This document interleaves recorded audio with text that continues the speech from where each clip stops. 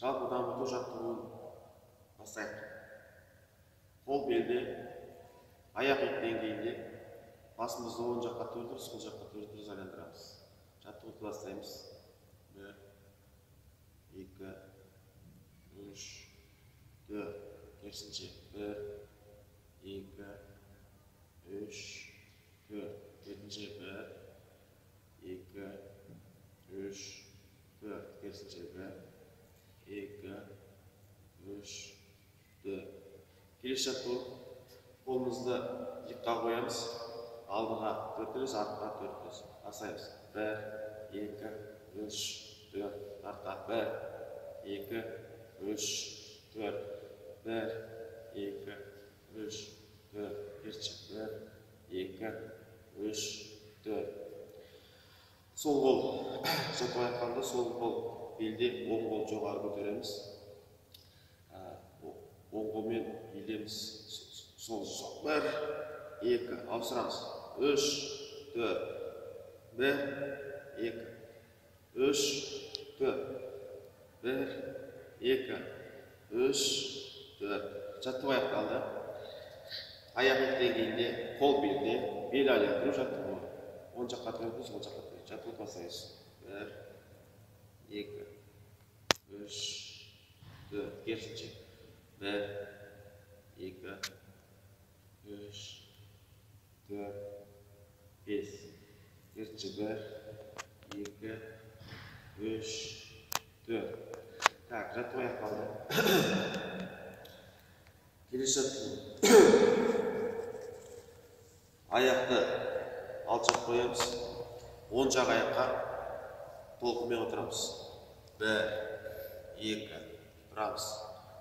3, 4, тұрамыз. Оң жаққа 1, 2, 3, 4. Жаттығу аяқталды. Келесі жаттығу. Оң аяқты алдыға созамыз. Толқынмен отырамыз.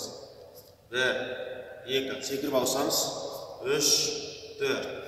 1, 2, 3, 4. Жаттығу аяқталды.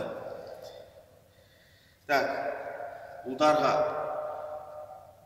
10 рез отжимания, қыздарға 10 рез приседания. Сабақтың тақырыбы қозғалысты дене қыздыру элементтері. Сабақтың мақсаттары: арнайы спорттық техникаларды орындау кезіндегі дағдылар мен реттілікті таңдай білуге үйрету. Тілдік мақсаттар: жеңіл атлетикадағы қызметінің және қозғалыс түсінігін талқылап көрсете алады. АКТ қолдану дағдылары: шағын құрылғылармен сабақты түсіру, ғаламтордан қажетті ақпараттарды іздеу үшін ноутбукты қолдану. Тапсырма: оқушылар ағаюлар ойынын ойнайды. Бос алаңда кішігірім орын мұз кесегі белгіленеді. Оның үстінде қуалаушы ағаю тұрады.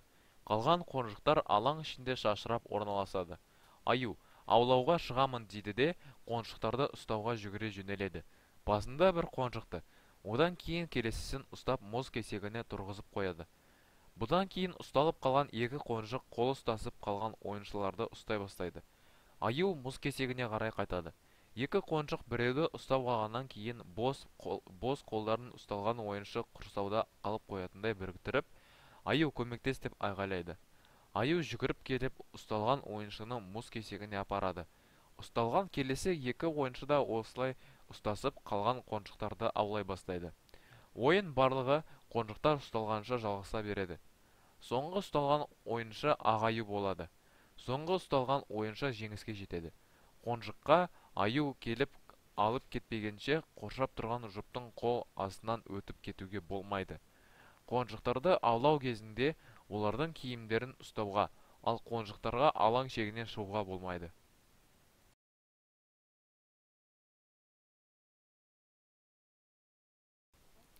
Тапсырма: сабақтың келесі бөлігінде секірудің орындалу техникасы көрсетіліп, түсіндіріледі.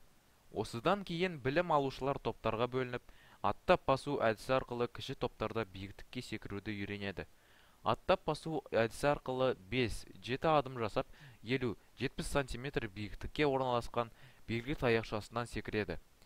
Екпін алудан итерілуге өткен және белгі таяқшасынан өткен кезде жеке элементтеріне көңіл бөлінеді.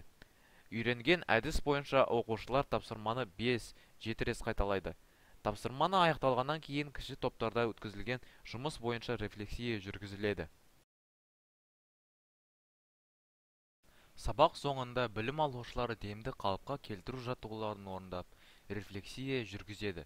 Нені білдім, нені үйрендім, нені толық түсінбедім, немен жұмысты жалғастыру қажет деген сұрақтар бар парақшаға жауап береді. Сабақ уақытында орындаған жұмыстарын бағалау үшін білім алушыларға дескрипторлар арқылы бірін-бірін бағалауды жүргізу ұсынылады. Рефлексия. Жасыл түс тақырыпты толық меңгердім. Сары түс тақырып бойынша әлі де сұрақтарым бар. Қызыл түс тақырыпты мүлде түсінбедім.